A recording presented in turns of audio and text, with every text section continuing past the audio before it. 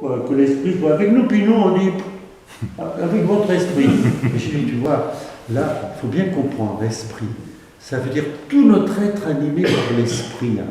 Ça ne s'adresse pas qu'à un étage de ma personne. C'est toute ma personne. Et quand tu me dis, et avec ton esprit, avec votre esprit, c'est bien moi tout entier. Hein. Moi habité par l'esprit. Et alors, vous voyez, la confiance, eh bien, comme disait François de Sales, c'est la vie de l'âme. C'est-à-dire, c'est ce qui nous fait vivre. Et qu'est-ce qui nous fait vivre? C'est l'esprit. Alors, je termine par là. C'est le troisièmement, le grand troisièmement. Hein. Que veux-tu que je fasse pour toi? Liberté. Confiance vers toi, il t'appelle. Appel à la confiance. Et puis, troisièmement, c'est tout simple, me voici. Pouvoir dire, Seigneur, me voici. Ce me voici, c'est ce qui, dans nos vies, nous donne vraiment d'être en phase, je mets entre guillemets en phase, avec le Seigneur qui veut le meilleur de nous-mêmes. Le Seigneur qui nous veut libres de sa liberté et qui nous veut confiants en seul amour. L'amour seul est digne de foi, ou seul l'amour est digne de foi, a écrit un grand théologien, Ursula Balthazar. Alors, le me voici. Ben, ce me voici, c'est le me voici de toute notre vie. Je pense à ce jeune qui était ordonné diacre, c'est mon engagement définitif. Il n'était pas tout jeune d'ailleurs, hein, et il avait vécu des choses pas faciles. Et certains de ses amis, là, avec qui il partageait avant son ordination, lui avaient dit, mais tu t'engages pour toute ta vie, mais tu ne sais pas ce que tu deviendras.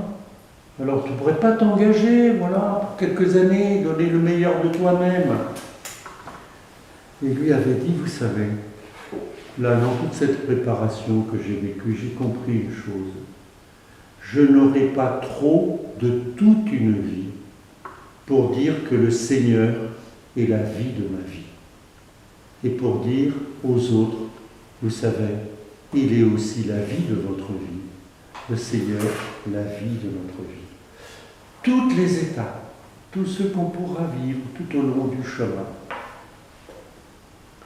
Puis ce me voici, quand nous parlons de confiance et liberté, il est relié à d'autres me voici. Le me voici de toute une vie, c'est bon, c'est bien bon. Me voici, mais relié à d'autres. Si les uns et les autres, nous pouvons dire aujourd'hui me voici, c'est parce que notre me voici est relié à d'autres me voici. Parce que des gens ont dit me voici sur notre chemin, le chemin de notre vie. Parce qu'encore aussi aujourd'hui, d'autres m'aident à dire me voici. Et c'est aussi parce que mon me voici, mon me voici, en aide d'autres à dire me voici.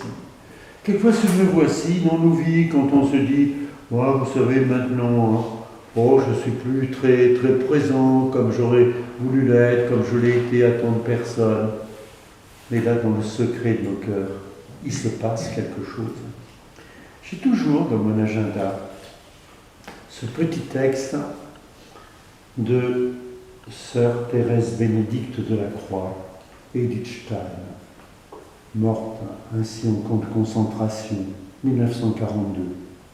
Elle disait ceci: plus une époque est plongée dans la nuit du péché et de l'éloignement de Dieu, plus elle a besoin de priants unis à Dieu, et Dieu ne permet pas qu'il manque. De la nuit la plus obscure s'avancent les plus grands prophètes et saints, ceux qui sont dans nos calendriers aussi, hein, d'hier, et puis ceux qui le seront demain, les grands prophètes et saints. Mais elle ajoutait, mais en majeure partie,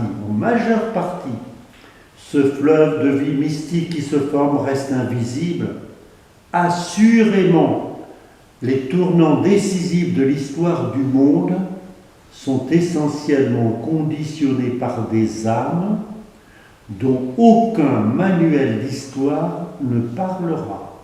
Et nous-mêmes, nous ne saurons à qui nous devons les tournants décisifs dans notre vie personnelle qu'au jour où tout ce qui est caché sera révélé. Vous voyez, me voici que nous devons attendre l'autre. Et d'autres aussi, qui là, doivent quelque chose à notre me voici de tous les jours. Il dit, dans toutes les situations, les dépossessions, la maladie, les contradictions, ce grand fleuve de vie mystique, conditionné par des âmes dont aucun manuel d'histoire ne parlera. Et ce me voici, de notre liberté, de notre confiance, c'est un me voici à l'Église. C'est l'Église qui est appelée ainsi constamment à dire me voici. Vous voyez, le pape Jean-Paul II a dit ces paroles très éclairantes. L'Église de la mission, c'est toujours l'Église de la vocation. L'Église, elle est tout entière envoyée en mission. Elle est tout entière appelée. Elle est sans cesse appelée l'Église. C'est le mystère de l'Église. Quand il y a un synode, je voyais encore là l'autre jour une personne qui rendait compte un peu ce qu'elle vivait comme déléguée au synode de Créteil. Ça me faisait penser, parce que le gardien du CIG m'avait demandé, quand tu es synode de Paris, d'être un peu cheville ouvrière. Puis les délégués du synode se réunissent. Il y avait des gens venant de tous les coins de Paris. C'était bien d'ailleurs, parce que il y avait des quartiers 16e, 17e, 6e, 7e, puis il y avait des gens 18e, 19e, 20e aussi. Tous, la grande diversité. Il y avait des gens plus portés sur le charismatisme et d'autres plus l'action catholique, très divers. Et le cardinal du CIG a dit, j'ai besoin de vous tous, il faut que vous puissiez vous exprimer. Mais une chose importante, nous ne sommes pas une assemblée de copropriétaires. Une assemblée de copropriétaires, je suis là, je vais faire valoir mes intérêts. Oui, j'ai exprimé ce que je porte en moi. Mais ensuite, vivre en Église. Nous le vivons partout. Toutes les communautés ecclésiales. Communauté de paroisse, communauté religieuse, fraternité. Quand on dit c'est vrai, on est différent. J'apporte ceci, j'apporte cela, je ne peux pas ne pas le dire. Mais après, j'en fais pas ma propriété pour dire c'est mon point de vue quand même qui l'a emporté. Même si je suis heureux, peut-être que quelque chose que j'avais proposé puisse réussir. Ce me voici. Alors, si vous voulez, nous pourrons tout simplement, à travers un psaume, dire Seigneur, donne-moi de vivre dans cette liberté et dans cette confiance.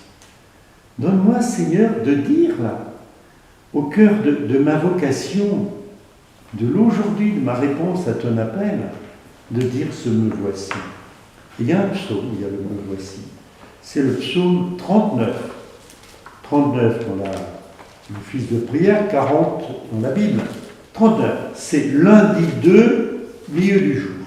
Lundi 2, milieu du jour. Page 760 dans la prière du temps présent. Psaume 39. On peut le dire en pensant à Bartimée. D'un grand espoir, j'espérais le Seigneur. Il s'est penché vers moi pour entendre mon cri. Je crois que c'est Bartimée, Il m'a tiré de l'horreur du gouffre, de la vase, de la boue. Il m'a fait reprendre pied sur le roc. Il a raffermi mes pas. Dans ma bouche, il a mis un chant nouveau. Ah, tu as fait pour nous tant de choses, toi, Seigneur mon Dieu. Tant de projets, de merveilles, dont tu n'as point d'égal.